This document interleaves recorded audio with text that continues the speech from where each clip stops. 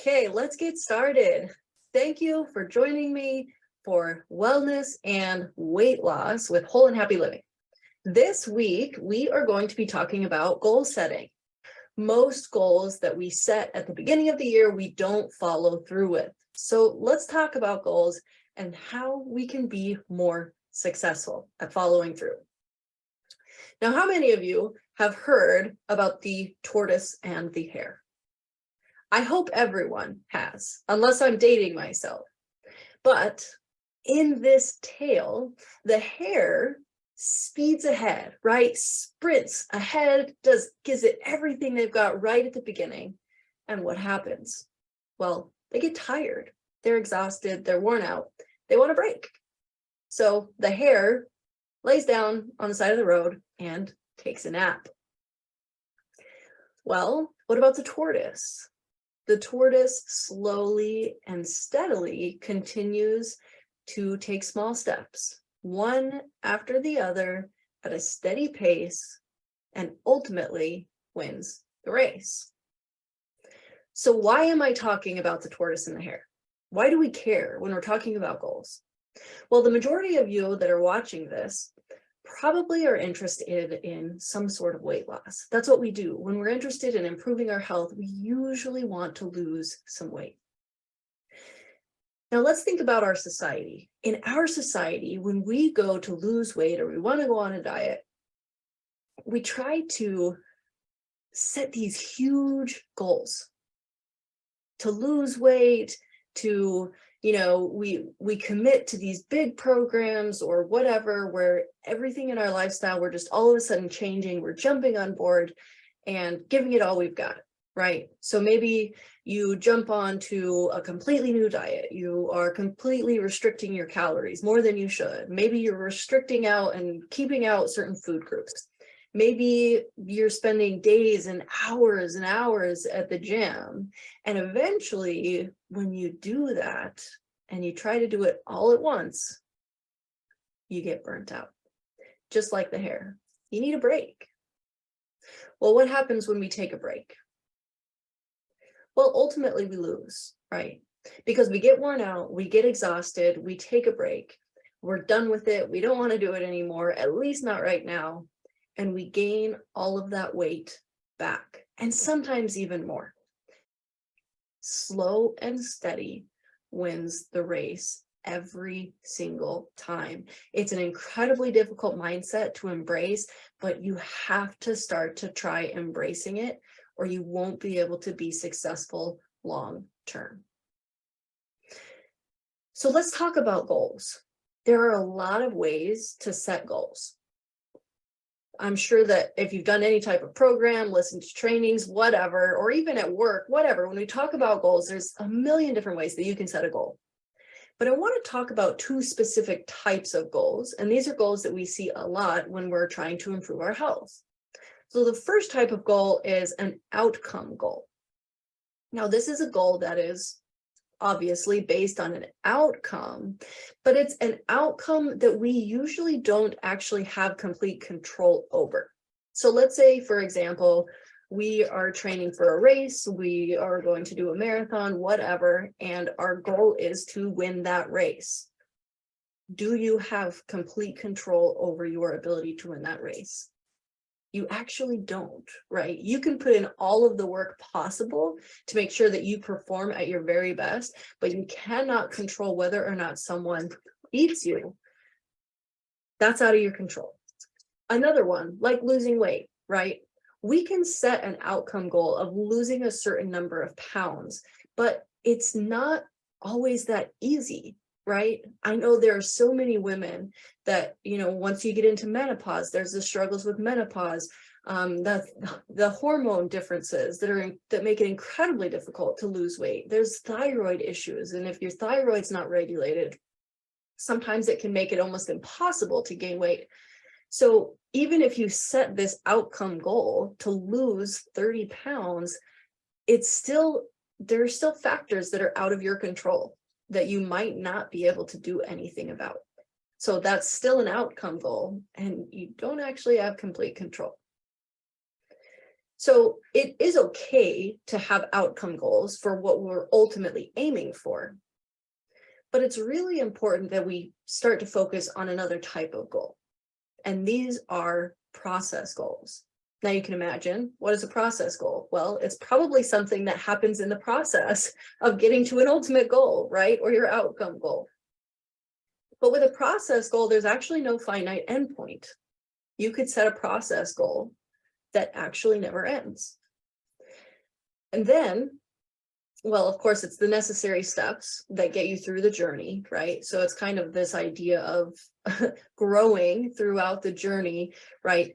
But the steps for a process goal, you actually have complete control over. So for example, losing the weight is an outcome goal. You don't have complete control. But how are we going to get there? Let's set some process goals. So for example, let's exercise. I'm going to exercise, and I'm going to make it more specific. Exercise 3 times a day. That's in my control.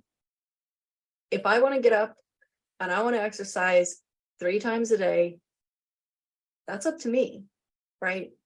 I guess unless I break my leg, but I could still do some sort of exercise, even if that was the case, right? So the majority of time, a process goal is actually in your control, and it's not finite. It doesn't have an endpoint, right? I'm going to exercise 3 times a day. Okay, that doesn't have an endpoint. Another example, maybe you want to eat veggies with your dinner 4 nights a week. A process goal, right? Something that's specific, that's helping us to get to our ultimate goal, but it's helping us through the process, right? So if you're wanting to lose weight, setting a goal of losing weight is fine as an ultimate goal, but you need to get more detailed about the process of actually getting there.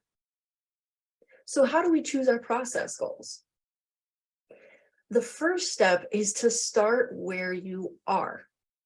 Now, this is something that a lot of times we struggle with, because when we feel like we have this motivation, we have this drive, it's New Year's, it's time to set these big goals, and we say, I'm going to start going to the gym every single day for an hour every day. Well, if you haven't been going to the gym already, that's not a good goal for you. Right? That's a very extreme goal. If you're not exercising at all, let's start where you are first. Maybe we start by just getting out of the house and walking around the block. Maybe we go out and we walk for 10 minutes, 3 days out of the week. Whatever it is, make sure that you're actually starting where you are and not setting your goal to be this big, grandiose goal, because otherwise you won't actually be able to achieve it. So remember that when we start where we are, we set goals that we can actually reach, that we can follow through with, and that we can steadily be consistent with. So we're wanting to be the tortoise, right? Not the hare. Otherwise, we're going to get exhausted and we're going to give up. So keep that in mind. Set small goals that you can be consistent with. Slow and steady wins the race. Now, number 2, I've mentioned starting small, and I mean it, right? Start small, small, small. It can be so teeny tiny small. If, you're having a hard time with exercising, maybe you set a goal so small that it's like, I go outside and I walk for 2 minutes. You can start there, right? You can start small, but just don't think so big, and don't set a goal so big that you can't do it consistently for the next several months. You want to be able to do this consistently.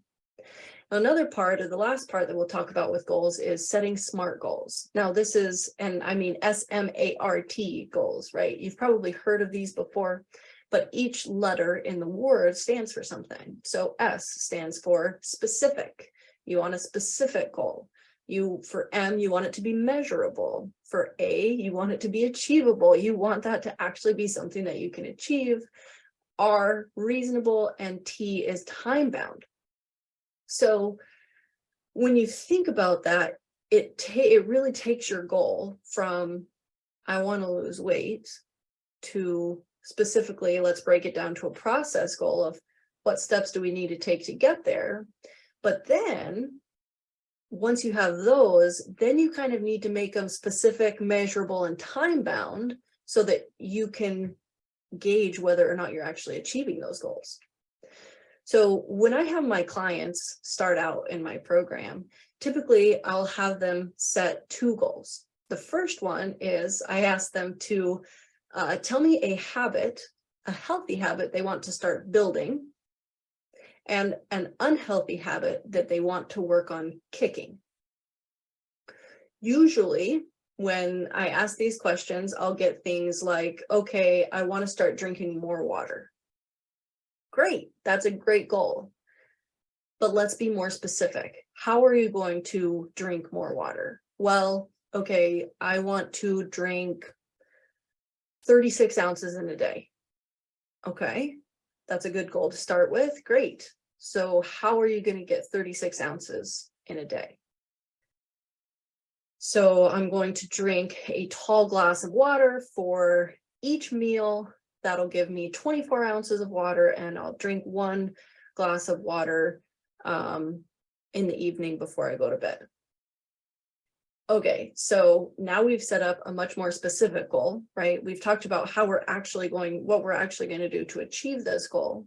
Now we need to think about how long are we going to do this before we check in and say, are we accomplishing this goal? Are there things that are getting in the way? Say I'm going to do this for the next 2 weeks, and then we're going to reevaluate. What do we need to do to help better set me up for success? So do you see how we're really breaking it down? We're getting really specific on how we can achieve what we want to achieve, how it's going to fit into our day, our routine, our schedule, and then you'll be able to tell if you are being successful with your goal or not. Now, I want you to do a couple of things as soon as you get done watching this video.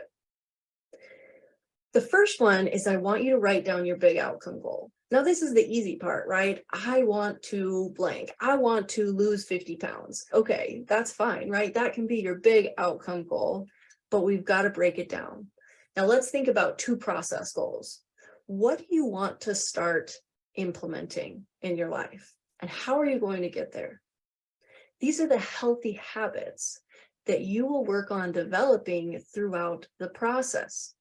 So if you want to do what I do with my clients, choose 1 unhealthy habit that you want to kick and 1 healthy habit that you want to start creating or building in your life. Remember to keep them small and specific. Now, you are going to feel like it seems so small and insignificant that you're not making any progress, you're not getting anywhere, you're not seeing results. And that's actually important, because we don't want to focus so much on the outcome goal as we do on the habits that we are going to slowly create in our life. And over time, those habits are going to build up so that we can get to our outcome goal. If we set too big of goals and we try to jump all on board all at once, we're going to be like the hare. We're going to get exhausted. We're going to want to take a break and lose the race ultimately, but lose all of our hard work and our progress. So sit down, set those goals. Maybe it's exercising and you choose, maybe I'm going to exercise, I'm going to go for a walk for 10 minutes 3 times a week, or you want to work on your portion sizes. I'm going to use a medium-sized plate instead of a large plate so that you can keep track of your portion sizes. Or maybe if you're going out to eat, you're going to make 1 healthier choice and then you're going to only eat half of the meal while you're out. So pick 2 goals, and 2 goals only. I mean it. 2 goals only, and start working on those until you master them. It should be at least 2 weeks before you add on any new goal. Put in these new goals and work on them. Really get them into your life so that they become something that's natural for you, that they're not so hard anymore. It's not something that you have to fight yourself to do or something that you really have to think about. You just do it. When your goals get to that point, think of 2 more and add those on top. But don't do it too quickly. Make sure that you've started mastering those first 2 goals before you add on the next goals to build on top. Be patient with yourself. Remember that slow and steady wins the race. I promise, I promise, I promise. And if you need some accountability, reach out. We have a lot of resources. We have our program with tons of accountability. We've got people in the group that you can find as an accountability partner. Let us all help one another so that we can really stick to these goals and be successful long term, because that's what we're all about. Long-term sustainable success. So good luck with your goals. Look below. There is a goal planning or a goal crushing guide if you want to check that out, and it gives some other tips for some other goals that you can set and how you can set those. So go ahead and click on that if you would like access to that, and I'll see you in the next video.